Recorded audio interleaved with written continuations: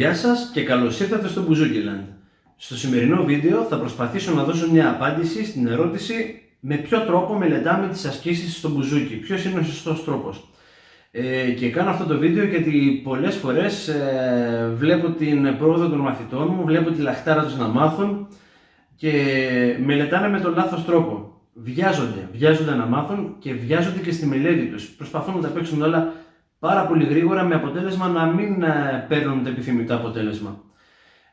Πώς μελετάμε τώρα? Για να μελετήσουμε θα έχουμε την άσκησή μας, η οποία πάντα έχει δύο μέρη. Όταν παίζουμε μια άσκηση, ένα μέρος είναι το ανέβασμα και ένα μέρος το κατέβασμα. Μην αφήνετε ποτέ το κατέβασμα ή μην δίνετε ποτέ λιγότερη σημασία στο κατέβασμα, γιατί παρατηρείτε το φαινόμενο πολλοί μπουζουξίδες να ανεβαίνουν με άνεση, αλλά όταν πρέπει να γυρίσουν, εκεί να υπάρχει μεγάλο πρόβλημα. Θα σας δείξω τώρα πώς μελετάμε.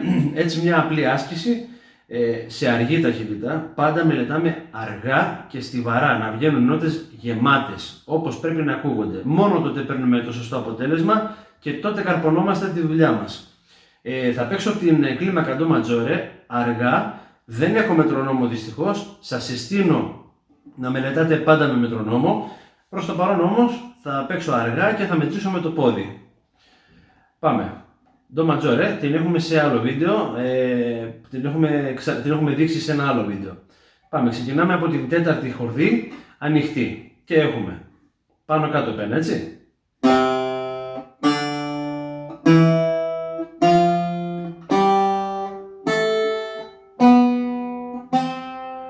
Πρέπει να έχουμε ρυθμικότητα. Και σημαντικότητα, το γυρίζουμε πάντα πίσω.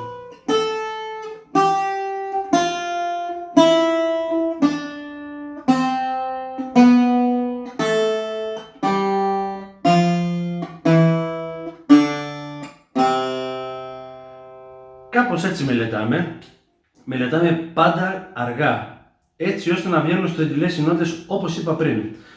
Θα σας πω τώρα και ένα αστείο που μου έλεγε και εμένα ο δάσκαλός μου.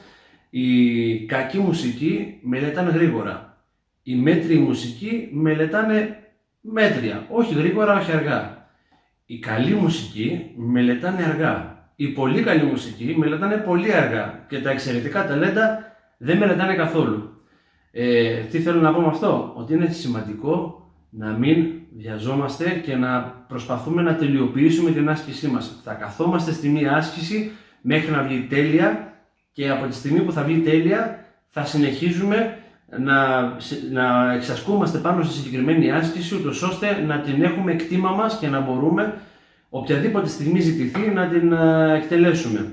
Γι' αυτό καλό λοιπόν είναι να κάνουμε πάντα μια επαναληψούλα τις ασκήσεις που περνάμε ανά μία, 2 ή 3 μέρες, ανάλογα με το πόσες ασκήσεις περνάμε.